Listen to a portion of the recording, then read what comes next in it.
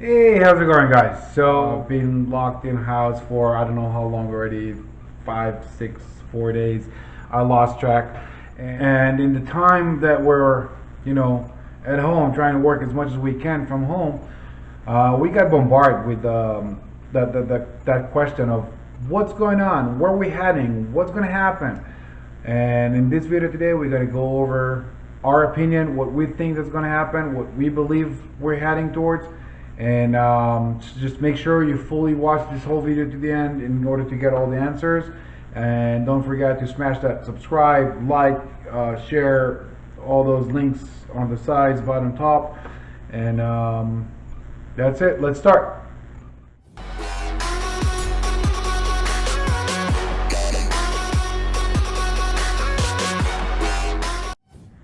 So basically, with all the volatility right now on the stock market and the current situation with the uncertainty of the coronavirus and all those kind of things, people are afraid. People are concerned, I should say. I don't know about afraid, but concerned. That's the right word. We don't know what's going to happen. But when we're trying to compare it today to 2008, it doesn't really the same situation, and here's why, right? So I came up with 5 reasons that I don't see it's the same situation, and let's start, going over them one by one, and you'll be the judge of it. So number 1, mortgage standards, right? Back in 2008, it was practically impossible to not get approved for a mortgage, right? You have Pulse, you got a mortgage for you, mortgage for you, mortgage for her, mortgage for him. Everyone got a mortgage, right? And today, and in the past almost 10 years, it's not like that, right?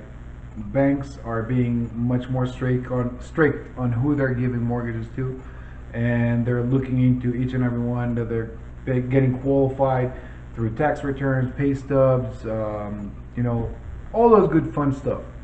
And let me show you just one thing over here. That's called the mortgage availability index, basically.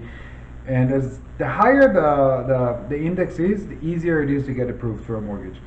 And you can see it's very clear. Back in 2008, 2007, it was up there. It was skyrocketing. Everyone got approved for a mortgage. And right after the crush, 2009, 2010, you see that it's just flattened out and just, right there at the lower numbers of 100 or 200. With that said, I believe and I think that the banks have secured themselves, and it's not the same inflated bubble that we used to have. So this is the first one, right? Number 2, price appreciation, right? Prices are not soaring out of control. This is not the situation. It's not what we had back at 2004, 5, 6, right? It was crazy over there. You can look at this over here on that graph. It shows you very, very simple. Past 6 years from 2000 to 2005, or from 2014 to 2019, right?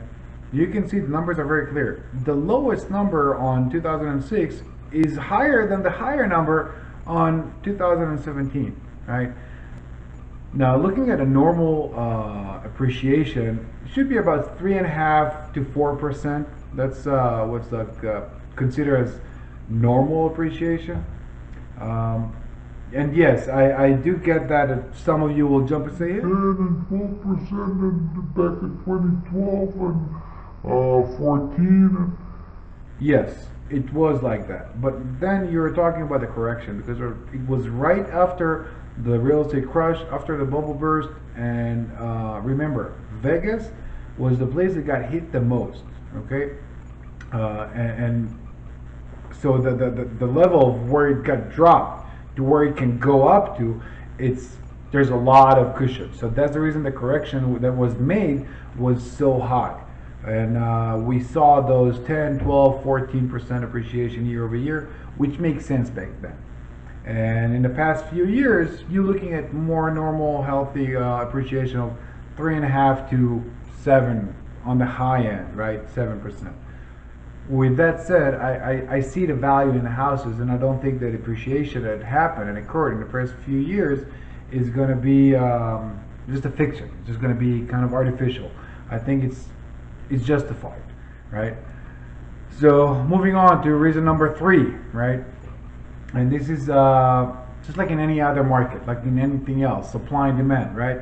The, the inventory currently is super low, right? We're talking about 3 months of supply, right? And in a healthy market, it's about 6 months of supply. And in 2008, 2007, we had about 8.5 almost. Here, let me show you that slide, right? So you can see it's 8.2 month of supply for 2007 versus 3.1 month of supply today. Now, what does month of supply stand for? What does it mean? So basically, if we'll take the market today with all the inventory that's on the market currently, and we're going to stop taking new listings, there's going to be no new houses coming on the market. We just need to deal with whatever we have right now. How long will it take us to get rid of the whole inventory, to sell everything that's currently out there for sale? So that's what it is. That's what month of supply means. So today, within 3.1 month, it's going to take us to sell everything that we have right now. Versus back at 2007, it would have been 8.2. So what that says is that we had much more supply than needed. And when, like anything else, like any other market, when you have overage of something, the prices are just going to be dropped, right? So today, I don't see it happen. I don't feel that it's that big of an issue, right? Number 4, houses affordability. Houses became too expensive to buy. That's just it is, right? And how do I come up with it? Why do I say that? Let me break it down.